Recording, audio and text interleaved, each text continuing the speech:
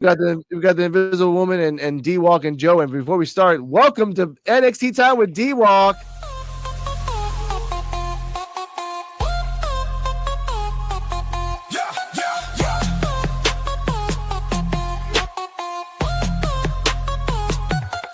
It's a new day, yes it is. I'll be giving them new trades, new flips, bandwagon when it fits. Just tune in for the bits.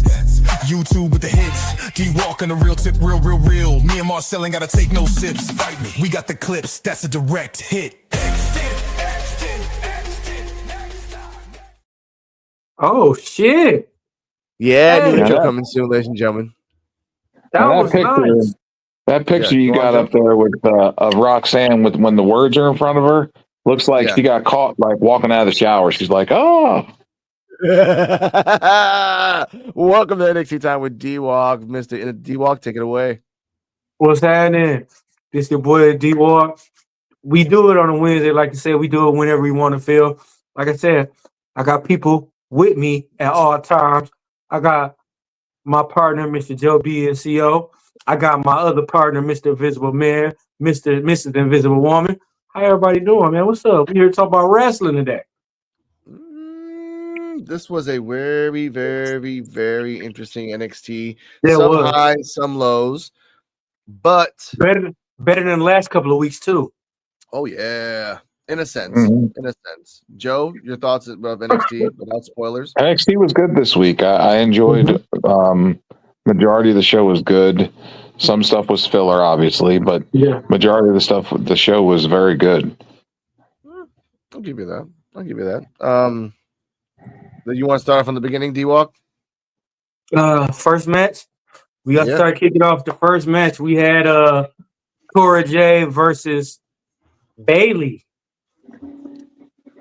How y'all feel about that match? I mean, to me, it was a nice filler match. My favorite part though was when Roxanne Perez came out dressed as BAYLEY, and BAYLEY just instantly, like, she stopped everything and ran and just fired on her with an elbow. Bam! Put her ass down and got back and doing what she was doing. That was my favorite part. I mean, I give you that. I mean, honestly, we watched the match in the beginning, and it was actually pretty cool. But then it started getting Yeah. worse and worse and worse Yeah. and worse.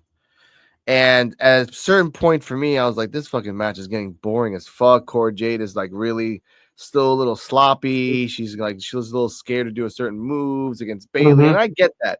I understand that, but it's fucking BAYLEY, dude. She's as safe as a fucking bread on a fucking bakery. Just pick it the fuck up and go.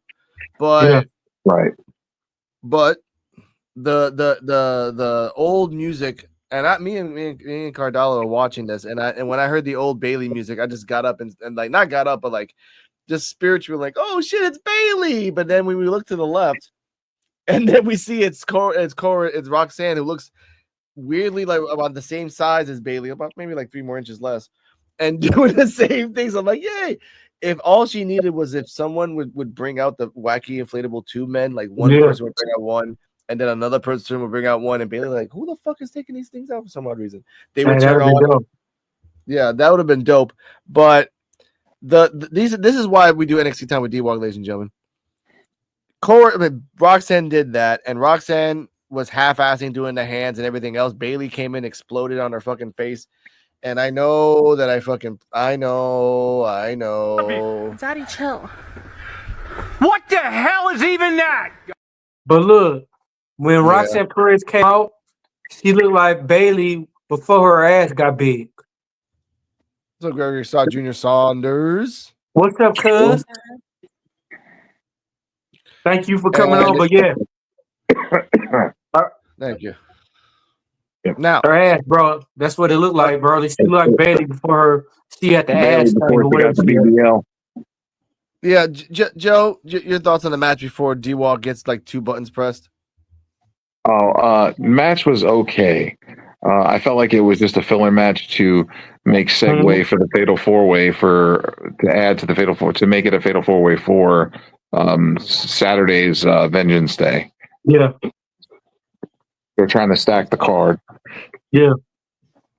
Now, were you happy that Cora Jade came out Roxanne, and I'm sorry, Roxanne came out as Bayley and did the whole thing to, and this is specifically to say this, to annoy Bayley, but not make Cora Jade win, because at the end of the match, I was gonna say that Cora Jade won, and Roxanne's face was like, oh shit, I didn't want her to win, and then she turned around and Cora Jade turned again, and Roxanne's like, oh yeah, you won, but in her face is like it was an oh shit face. So Joe, your thoughts on that? They're just trying to build between the feud between Roxanne and Cora Jade. Yeah. That's all that is. It's just trying to be, Roxanne's being the shit heel. So she's trying to do everything she can to try to take the spotlight away. And she is I don't know, she's doing it. She's doing it well. She's doing a good job of it. I just hope they don't keep her in NXT too long, because she's starting to flounder. Yeah. Hey, didn't Cora Jade swing a bit? Oh, my fault, Joe. Go ahead. Yeah, she did. I know what you're talking about. Cora Jade did swing on her. Yeah. Last week, she swung on everybody. Yeah, and that's why, like, she came out this time, and later on we'll talk about the results of that. But in one eye, Cora Jade thought like, oh, she's coming out to help me, but in another way, in the reality of it, Roxanne's like, I'm just trying to fucking piss off Bayley. So whatever reason, Invisible Woman has a thoughts on this, and I was waiting for her to come back. She'll be back in a second.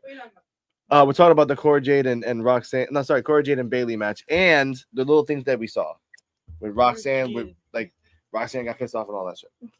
The match was kind of, I don't know, it didn't flow well, and they weren't really. It was just kind of basic a little bit, which sucks to say. I don't know why they were keeping it simple, but yeah. And then Roxanne came out with like old Bayley. I need to go look that up because I haven't seen it yet. Hugger Bayley? Yeah. Hugger Bayley. So I got a question to ask. Would you say this first women's match was better than any of the women's matches the past couple of weeks? What I say was, I mean, no, I don't know. Maybe I just wasn't paying that much attention, but it just wasn't. First of all, it felt like they were holding their punches. That's what it felt like. Yeah, I don't know. Yeah, you're right. Like it didn't feel like believable in certain. Because it's the last NXT before the pay-per-view. No one wanted to get hurt. Yeah. Plus, Cora Jade just got back, and if Cora Jade hurts anybody else, she's buried. Yeah. So understandable. Okay. Ava comes out and whispers. By the way, during the match, Julia was backstage, as we saw, and then Ava at the end of the match went to Julia, whispered something. Julia said, and then Ava went outside, so back to the ring. Ava said, "You know what? Congratulations, Cora. You are also in the Fatal 4-Way," and that's when we see Roxanne's face, like, "Oh shit!" Yep. But then when Cora turns around, she's like, "Oh great!" Yay! But again, that's what we get to see. Quick. Around the thing from Invisible Woman counterclockwise rating. Don't find my phone. As per usual. She gives it a B. I give it a rating. Yeah. Vibes. I don't know. Vibes. Okay, vibes. I get that. D-Walk rating of the match. I give it a C plus. I give it a. The only reason I give it a C plus is they could have did it. Like the matches, the format they had was good, but just on how they had it, the Roxanne Perez coming out as Bayley to try to get in her head, that was good. It just, like I said, it's just stuff they was missing during that match. Yeah, Bayley was doing her standard shtick, and Cora Jade was doing her standard shtick too, and that's just how it was. By the way, at the end, after Ava announced it, Bayley pushed Roxanne into Cora, and then Bayley did a Bayley to belly. Also in the match, Bayley did a Bayley to belly to Cora, but got a 2 count, like a 2.9. But I did like that they said that since Bayley doesn't really do that a lot anymore, she does the other finisher, the other one. It wouldn't really make. And I understand that makes sense too. Like if you never polish and finesse your first finisher and you use it as your second one, but rarely do, I didn't like it though. Like I really wanted, if they were going that route, Bayley to win with the Bayley to belly. Like right then and there, like, Bob, Bayley to belly. That's how she's won the championship in NXT so many times. Right there. Dun, dun, dun. But they didn't go that route. So I respect that. I get that. Also, here we go. Because I really hate this part. This is at 10. Backstage. So Ruka talks with Zarya and wants to take her to the beach to train. Because, like, you know, they're like, hey, we want to train. Like, all right. And then Nikita Lyons, that which we have not seen for about 2 months, comes back and says, "Oh, you know," has a snide comment and tries to say one victory doesn't team make. It suggests Zarya is being held back by Soul, but Zarya isn't having it, and they end up making a match for later tonight. We see Obafemi walking backstage. We go to break. Back from commercial, we see Rich Holland warming up for his match tonight. Obafemi makes his entrance and gets to the mic.